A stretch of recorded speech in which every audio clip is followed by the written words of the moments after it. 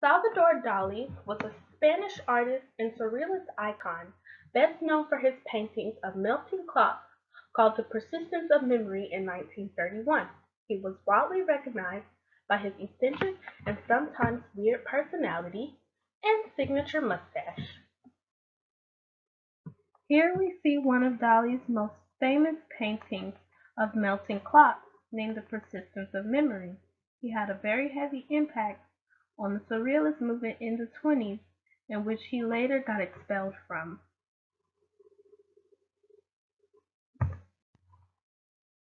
Throughout his career, Salvador Dali made many artworks. Examples of these include The Burning Giraffe on the left and The Apparition of Faith and Fruit Dish on the Beach on the right.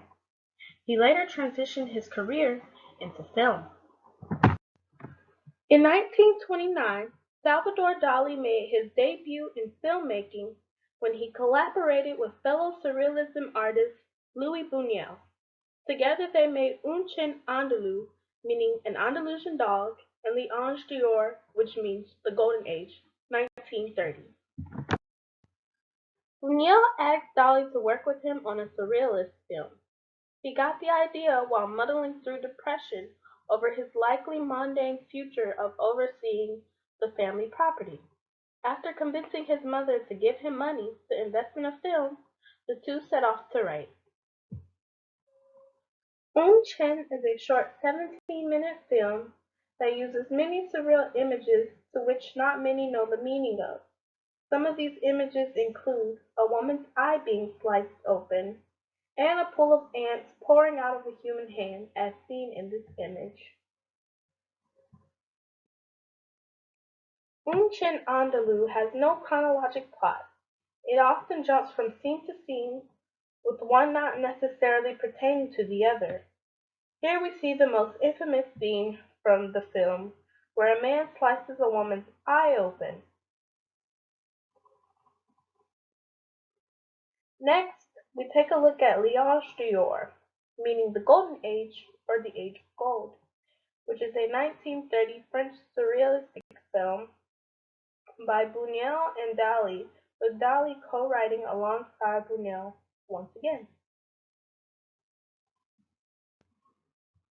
It is the classic tale of a man and woman madly in love, with many failed attempts to consummate their passion for each other, constantly being forbid by their families, the church, and society.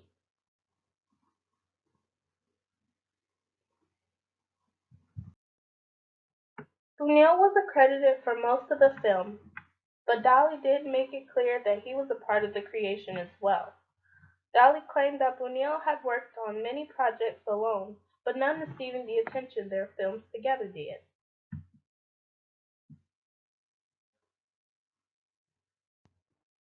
Years later, Dali let his eccentric personality shine through in film. In 1945, Dali was hired by Alfred Hitchcock to create a dream sequence for his upcoming film called Spellbound, a film that tells the story of the head of a mental asylum who turns out not to be who he says he is. Spellbound was known as a giant crowd pleaser, the story of the unlikely romance between Ingrid Bergman and Gregory Peck. Gregory is a psychiatrist eager to prove the innocence of a man suspected of murder by using psychoanalysis. The film came out of David O. Selznick's desire to spread awareness about psychoanalysis. He became an advocate of the benefits of psychoanalysis and wanted to release a film to bring attention to it and praise it.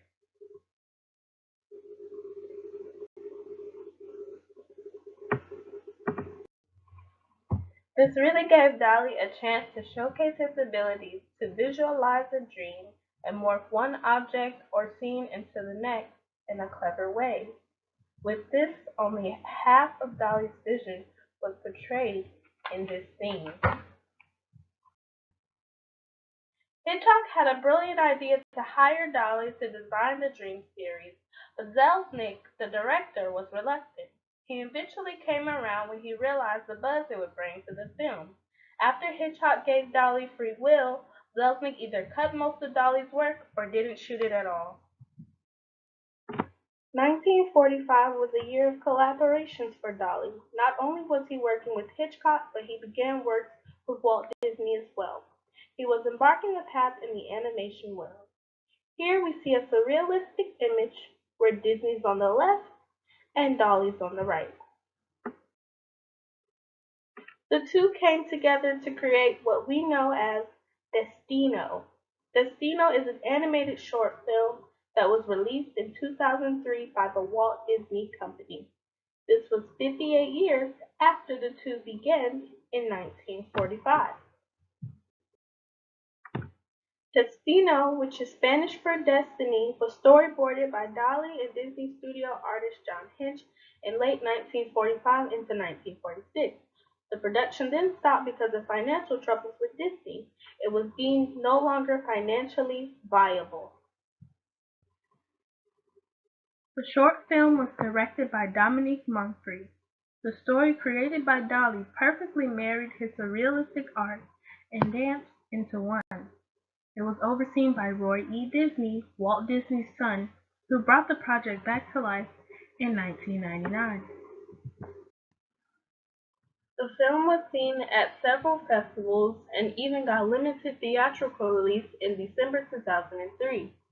It was nominated for Best Animated Short Film in 2004 and is listed as one of Salvador Dali's most remarkable works today.